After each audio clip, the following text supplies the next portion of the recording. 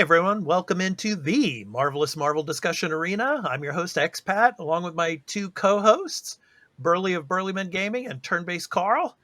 We are going to be talking about Thor Love and Thunder in this episode. We're going to be giving some spoilers in this episode. It's kind of a spoiler review episode, kind of a recap of the film. So we're going to be talking about that. And talking about some of course, the points of the film, the points we loved the most, the points we didn't like so much about it. So anyway, before we start, Carl and Burley, how you doing? You ready to talk some Thor, Love and Thunder? Oh yeah, I haven't had anyone to talk to about this movie really very much. I went to see it by myself, so I'm excited. Yeah.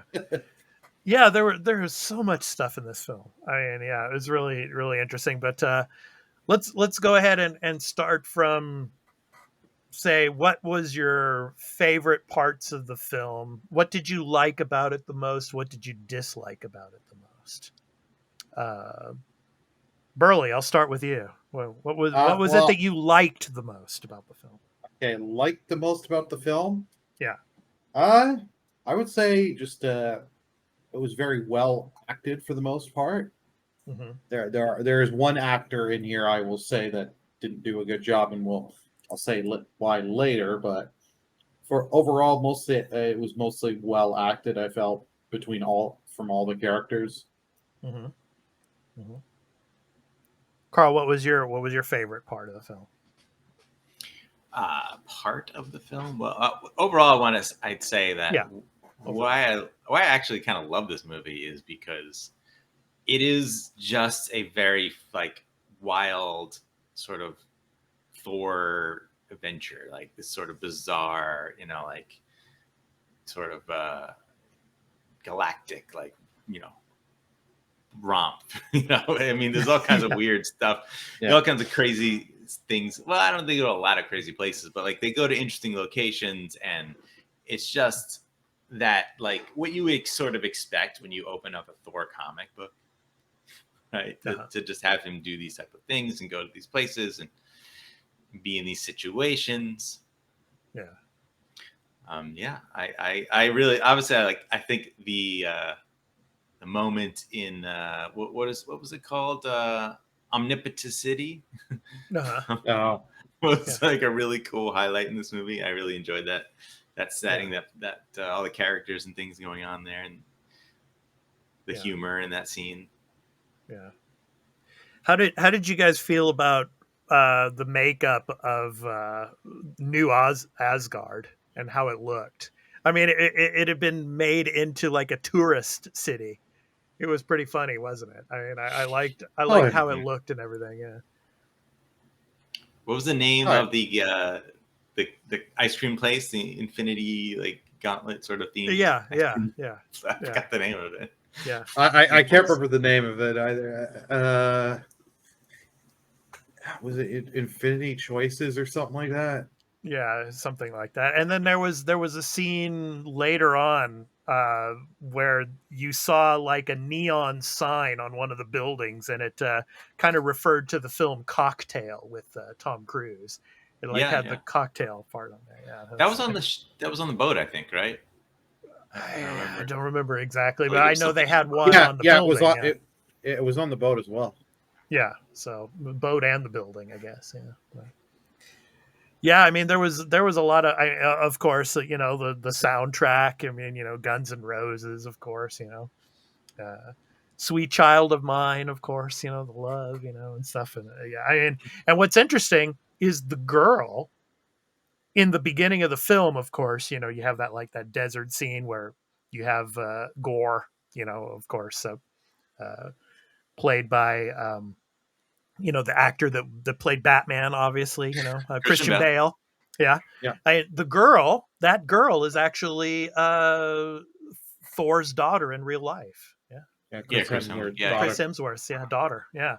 And that's what's interesting. A lot of the children that are in this film are like the children of the main actors in this film. Yeah. So I do wonder, so that character who I guess they call Love at the end. Yeah. Um, I wonder if that character continues on, will they sort of like age her up and recast her? You'd imagine. Maybe. Yeah. So you could easily say that, like, yeah, she doesn't age normally, right? So like next time we see her, and the boy as well, the son of I forget his name. He was like the guardian of the gate in the earlier films that died. Heimdall's Thanos. son. Yeah. Heimdall's son. Yeah. I'm thinking maybe he'll age more too, in the future as well. Yeah, if they want to use him, I mean, because we know he has Heimdall's powers. Yeah. I don't think he was somebody's kid. Yeah. Let me just go over. I just want to go over a couple of points that I didn't like about the film. When it came to Valkyrie, Tessa Thompson, I just don't think they utilized her enough in this film. I just think they should have used her more in it. I didn't see enough of her. I wanted to see more of her, especially now that she's like the queen of Asgard, the new Asgard and everything. Just I think they underutilized her in this film. Another thing, I agree with you on that whole point. She there for probably the second half of the film, you could take her out and you don't lose much if you don't have her there. So it's like, you put her in because you have to, but you don't use her for the second half of the film, and it just kind of just was like, I'm glad to see her. Yeah, I didn't really think that. I think she had a lot of good moments. I love the Old Spice commercial she did in the beginning. That was cool. Hilarious. Old Spice, yeah. She's in the scene on the boat where she's talking to Korg, and they're talking about, like, their past a little bit was good, and if she's involved in the end, of course, the final battle. Well, no, not the final battle. No. The battle before that, right, on that little tiny planet thing, which was really good. Yeah, where she where maybe she gets gutted. I guess I just have a different look. Like, I just don't particularly care much about Valkyrie as a character. So, like, I think her role in it was what I expected and enough. And the other thing I didn't like about this, I mean, look, why is it that all of these like superhero characters' mothers die of cancer? It's like you have first you have Star-Lord's mother dies of cancer.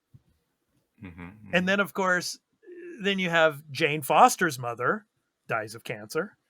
Jane Foster is dying of cancer. And then, of course, in WandaVision, you get, of course, Maria Rambeau, Monica Rambeau's mother. She dies of cancer. So it's like everybody is dying of cancer. Why? It's like, it just have them die of something different. It's like, so that was kind of a depressing point of the film. You know what? That's real life, expat. People are always dying. Yes, I know, but this is not real life. This is entertainment. It's supposed to be escapism. Yeah, no, exactly. Yeah. That one, they're just kind of trying for this. In this case, they're keeping, because this was a whole thing with comics, if I'm not mistaken, when she did become female Thor in the comics. Yeah. I don't know. Yeah, if they ever talked about her mother in the comics, I don't. Maybe that's the way it was. The mother part, I don't know. I meant she had cancer and using the Thor powers to accelerate it. Yeah, absolutely. Yeah, that's exactly how it is in the comics. So, yeah. I don't. I mean, I don't know. Do I have like any nitpicks for this movie or issues? It's hard to say. I'm thinking about it. Like, I've got some. You got some. I'm trying to think of mine. Like, I don't. Well, one little nitpick of mine. Really, anything about this film. One little nitpick of mine about the cancer part, which is interesting, and they did this deliberately in the film too. They hid Natalie Portman's arms because Natalie Portman worked out a lot to be this character in the film. They had to like kind of downplay it. And so they had to downplay that by keeping her sleeves down when she was doing the cancer treatment part. I thought that was kind of interesting that yeah, they wouldn't show her arms for that because yeah, she Yeah. had built herself up to play this role. So, yeah. Burley, And oh, go ahead, guys, go ahead. Yeah. Okay, one thing for me is I loved Ragnarok, but this went way too much into the comedy. This was a little too much. There are points in this movie I was just waiting for insert laugh track. Like Yeah. the goats.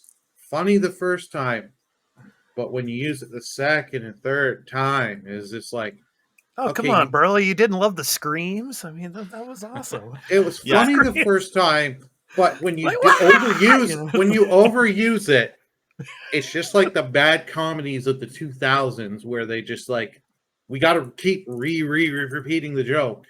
It's like, yeah, we get it. Hey, Carl, Like, what about the Rick and Morty reference? You remember, what was the did you Rick get and that?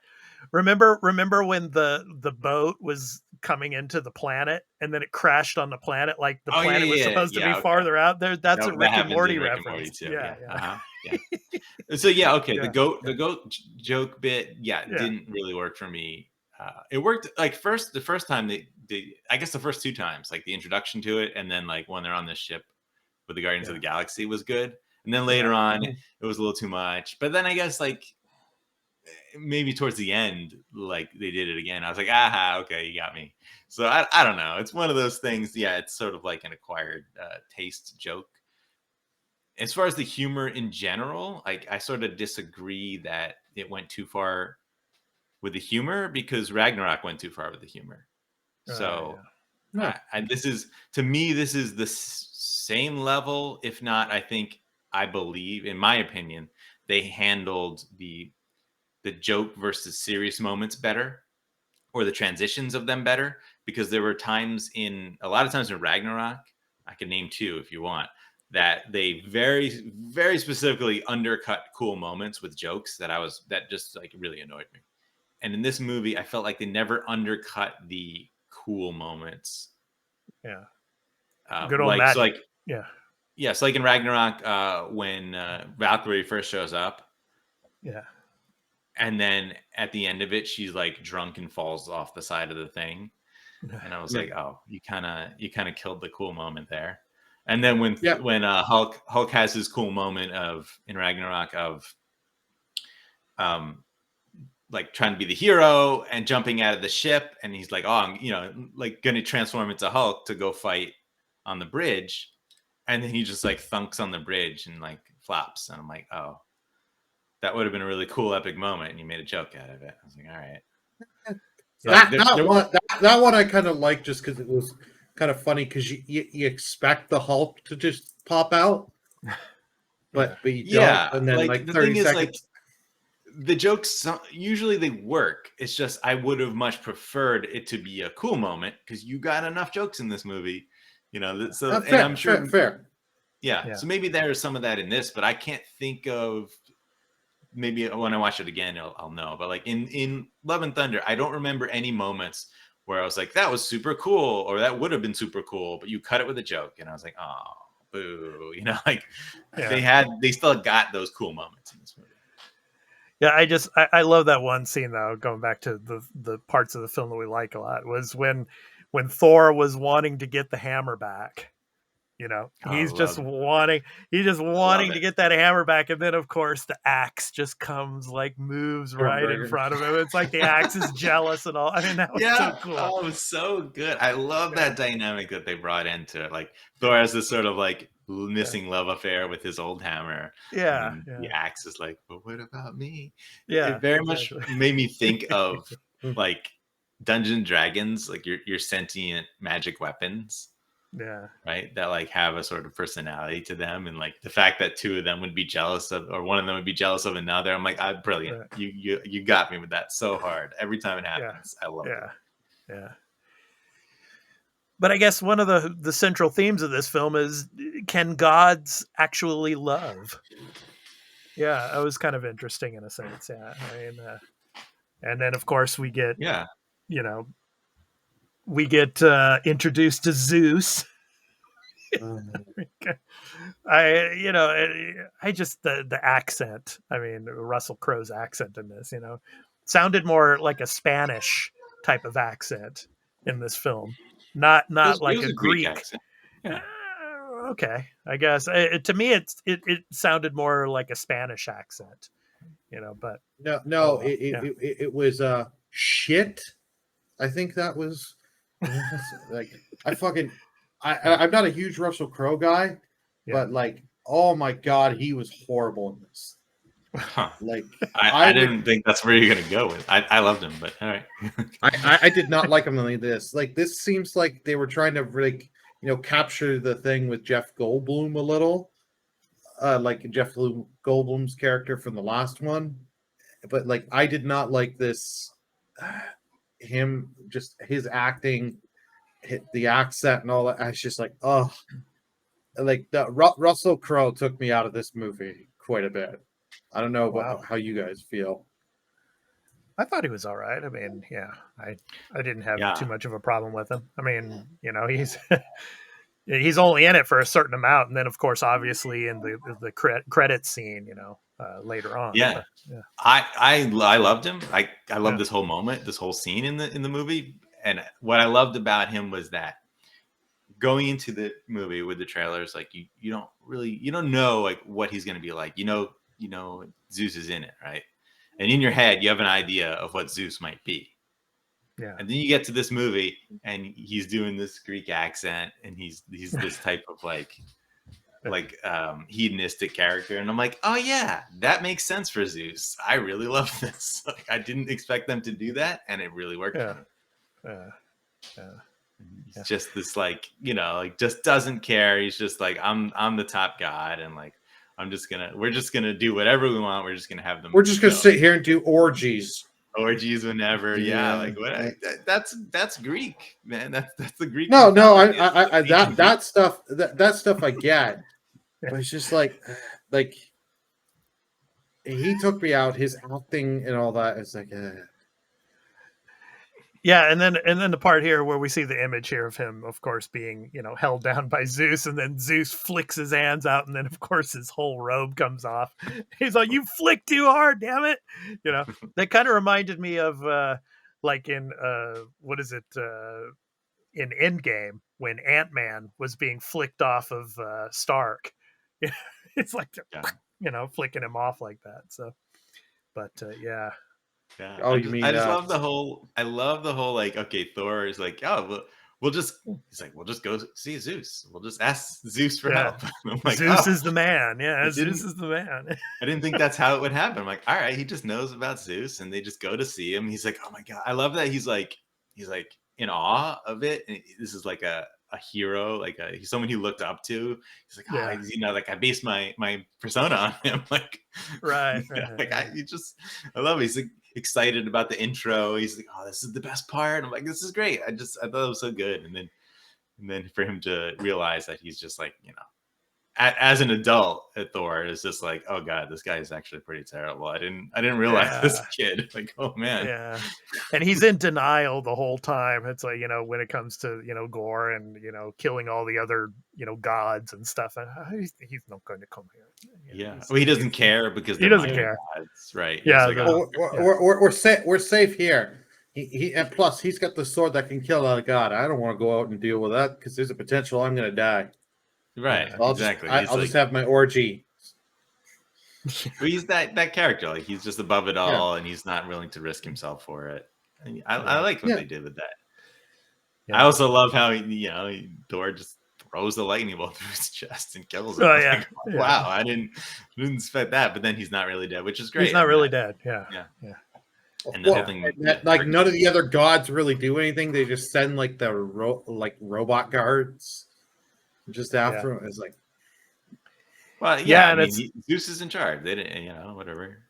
Yeah, and it's like when they were fighting those guards. It's like when they died. It's like gold dust came out of them, not blood. It was like a gold dust. Yeah, that was cool. So, yeah, it looked cool visually. I get why they would, not gonna have blood everywhere. They don't do that in these movies. Well, let's talk about. Thor, Thor even said like, oh, like all these gods are probably going to be after us at some point. But I get why it's fine that they wouldn't do anything, because, I mean, he's powerful enough to, kill Zeus. They're probably like, yeah, let's not mess with him. Plus, also, it plays into the idea that the gods, like, don't really care. Like, whatever. Like, we're above it at all. Nothing we're not really interested in getting involved.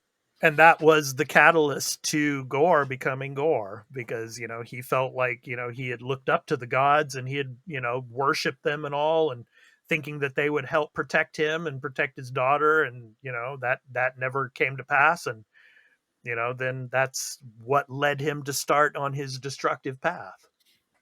The fact that, the gods, they don't care about mortals, So yeah, the setup for his character is cool. I looked it up, and like this basically, this is the character for the most part. Like him getting the Necrosword, and him having a child. I believe I read that died. Yeah, it's like I like his character's not.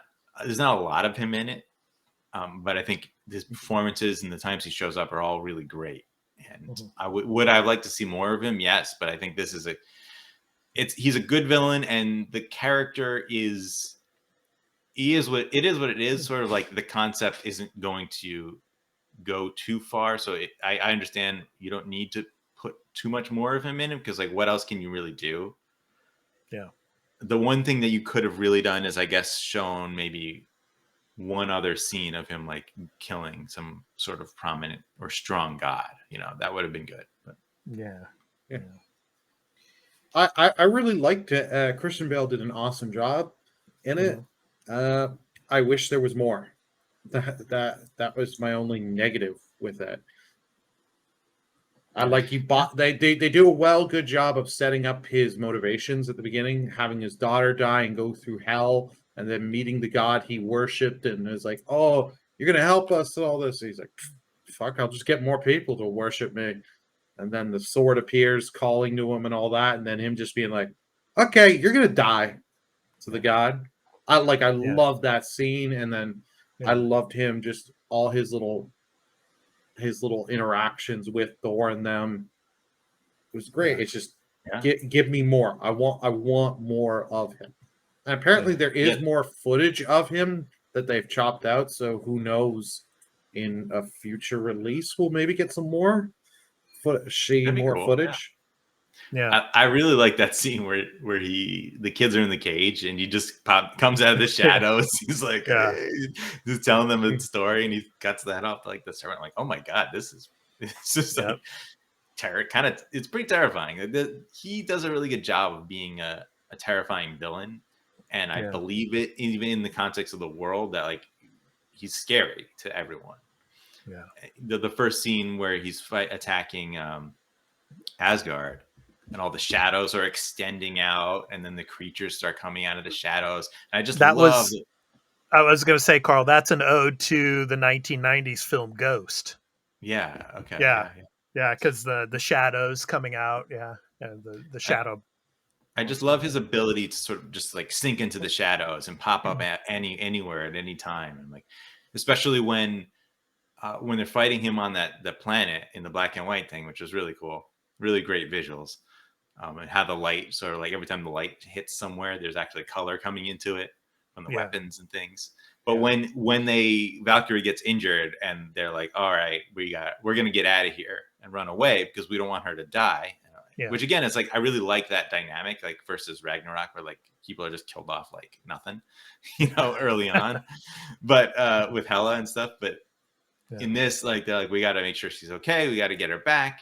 And when they go to teleport away, that's when he steals the axe or the hammer by like coming out of the shadow as they're teleporting out. And that was just a really cool visual, and like really cool, like sort of strategic surprise that they didn't expect in like the way that he gets the axe. Like I didn't see that coming like that. It's really cool.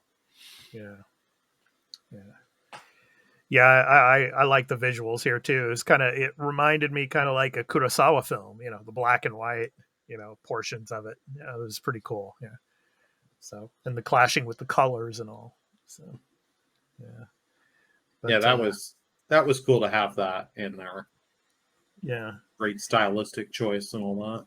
So it's interesting, Carl, how you were talking about, the shadows, and how you had those references to the movie Ghost. There were a lot of 1990s references in this film. Of course, you had Guns N' Roses, a lot of the music, and then of course this film reminded me a lot of Forrest Gump.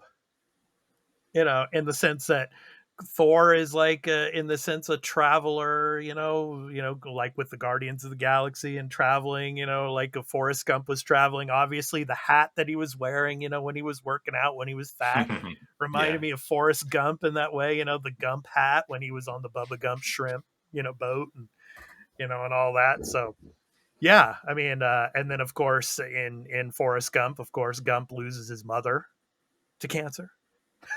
It's like, so it's like, so in that sense, of course, with Jane, his loss. I like the journey that Thor was on in this. I like the arc for his character. How in the beginning he's lost. He doesn't know what to do with himself. He doesn't know what to be. So he's just acting out as this, like, all right, I'm gonna come and I'm gonna be the hero and just help everyone. And but he doesn't really, he's like, he needs to be asked to do it, like, and then when he does, he comes in and just like destroys everything. And there's a bunch of really good scenes there.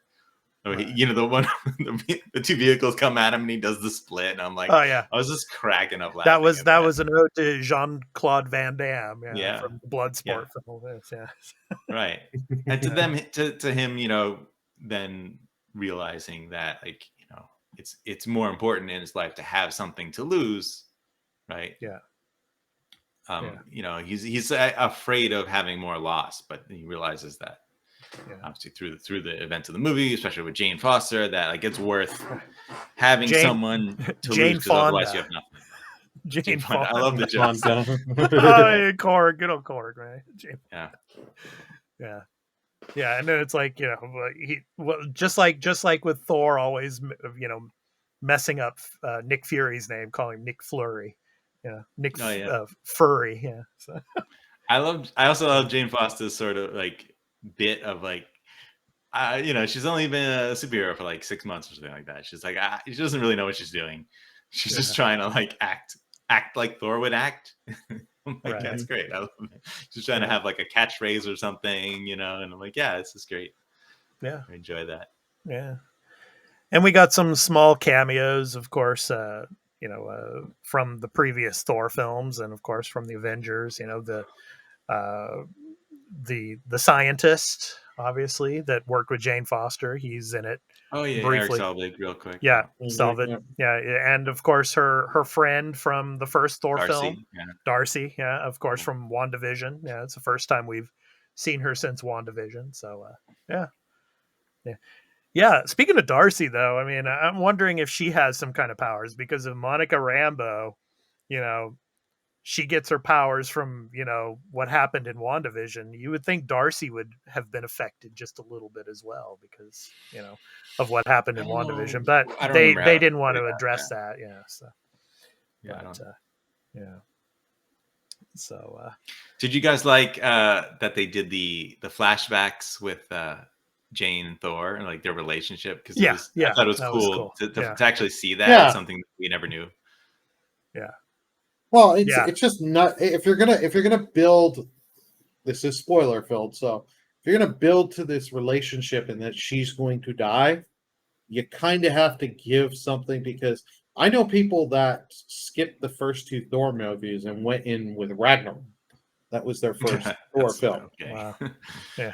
But people are people. That's just, but so if you're gonna give a thing and she's gonna die, and she hasn't been in a couple movies, you might as well give something, just to, give a little bit.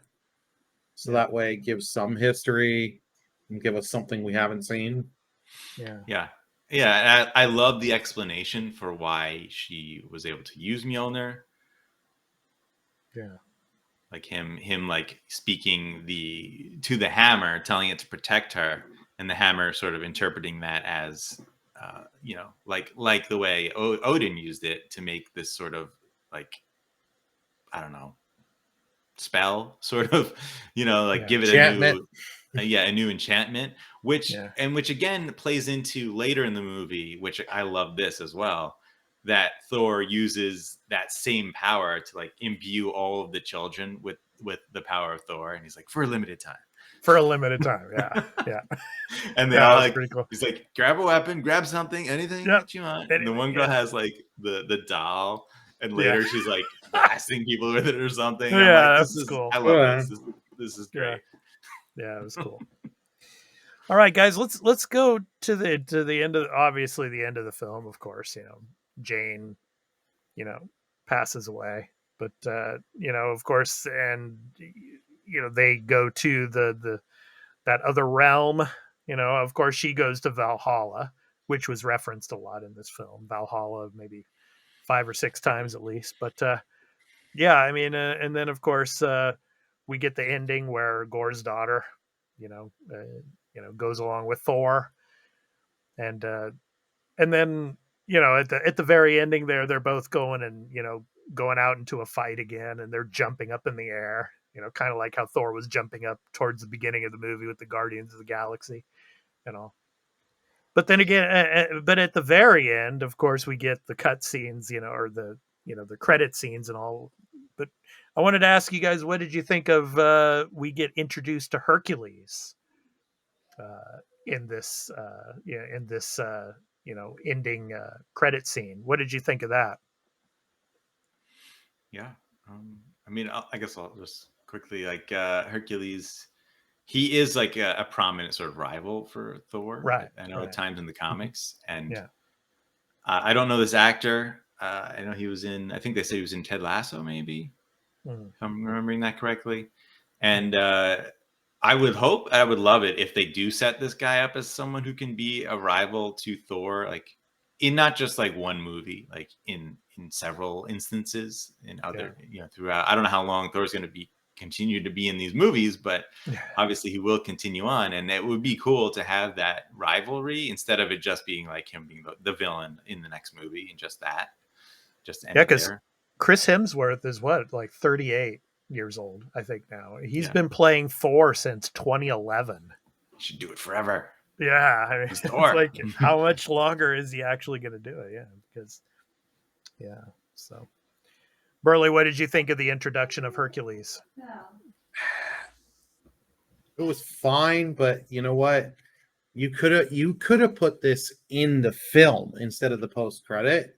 I know you got to have your post credit, but you know what? You could have had this start in the film with after the whole thing with the Zeus and have him go to his father. You could have kept out with the fake out dead and be like, "I will get revenge for you, father," and do something like that. Mm-hmm. Because, like, as I saw in this, it's like, okay, yeah, Hercules is coming. I know him and Thor, like Carl said, they do have a rivalry, but it's like, I know if we're going to get Hercules, we're going to get more of Russell Crowe's Zeus. So it's kind of my excitement went from this to like a roller coaster going down. Because if I never have to see Russell Crowe's Zeus again, I will be a happy man. I know I know you Well, guys you might not see him. There's a chance that they could just have it be Hercules and not have the Zeus thing. I wouldn't mind because I like. Please, it, Kevin Feige. Yeah. Please, Kevin Feige, do it that way. Please, Okay. or just recast Zeus. Yeah. Then that's never gonna happen. Come on. Yeah. So when do you think we're gonna see Thor again? So obviously, San Diego Comic-Con, we had a lot of news about the end of Phase 4 and going into Phase 5 and Phase 6. When do you think we will see him again? Oh man, I'm pulling up the film list, but I mean, the Marvels is a cosmic movie. Maybe a tease somewhere in there, but yeah, it's hard to say where. Could we see him in Guardians 3? It's possible that I kind of feel like they won't do that because he had his adventure with the Guardians already. Right. Yeah. He'll get mentioned. I don't think he will be shown in that film. But one thing, while I'm just taking a look and seeing which film I think he'll show up, at the end, he no longer uses Stormbreaker. He's using Mjolnir again, and the girl's using Stormbreaker. I feel like we should probably mention that. I like him getting Mjolnir back. I mean, that's his iconic thing. You know? Stormbreaker is. I've never liked Stormbreaker as much as Mjolnir. You know? Yeah. So I'm okay with that. Yeah, it's interesting how in the early part of the film he was planting it, you know, because obviously it came from Groot, you know, and he planted it like it was going to become a tree again, and then he had to uproot it, you know. So I feel it's more like an indication that he hasn't used it in a while. He just kind of left it there. Yeah. What did you guys think? Well, okay, I'll say. I think Kang Dynasty is the obvious. He will definitely be there. Well, but of course, the Avengers movie. Yeah, but I don't know, from looking at these film lists, I don't know where you're going to throw him other than you're throwing him as like a little cameo to lead into Kang Dynasty, because I can't see him showing up in any of these films. I wanted to ask what you guys think the implication in the MCU will be of the post-credits thing of the Valhalla, like there being this sort of afterlife place, and you know Heimdall is there and Jane Foster. I don't know if it means a lot or if those characters will ever show up again, but like there's this interesting idea that they're out there, like these characters could come back. Well, obviously because of the multiverse, they could come back in some other form, but I don't know about this particular, you know, existence. Probably they're done.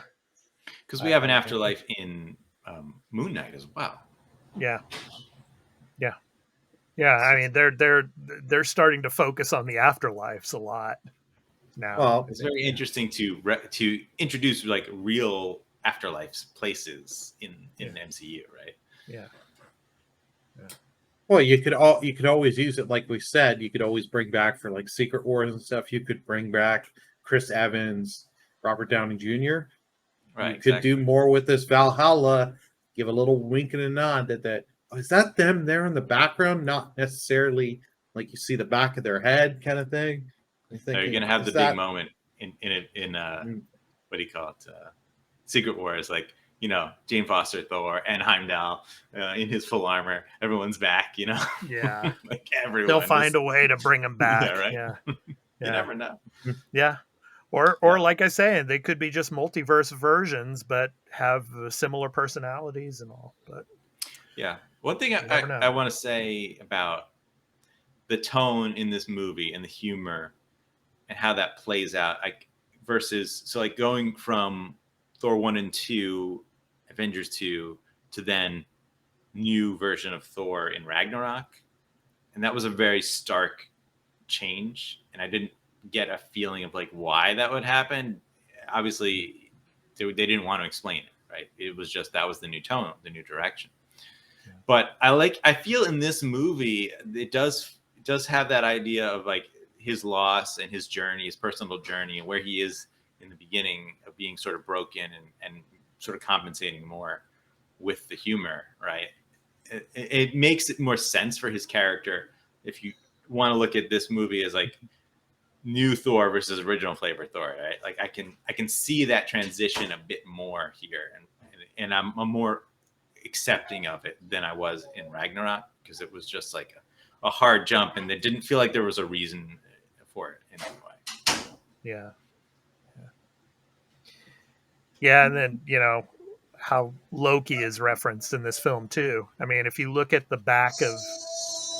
Thor's back, you know, when of course when Zeus flicked off his robe and everything, if you see his back, you see all those tattoos on his back and everything. You know, he's got like Loki and everything on that as well. And of course, you know, the Matt Damon reference earlier in the film when they're doing the acting, you know, on the stage. I'm so glad they brought him back for that. Yeah. Matt Damon, yeah. But anyway, yeah, it'll be interesting. The new cameo for playing Hela. Yeah. Oh yeah, that's a good funny choice. Yeah, but yeah, it'll be interesting to see, you know, how Loki plays into all this as things go on. Of course, we're going to get season 2 of Loki, and so who knows where that's going to, you know, where that's going to go, but we shall see. Oh yeah, Secret Wars. You could finally have them, Yeah, Thor and reunite. Loki meet up again. Yeah, Yeah. that would be interesting. Be a good Yeah. place to do it. Yeah.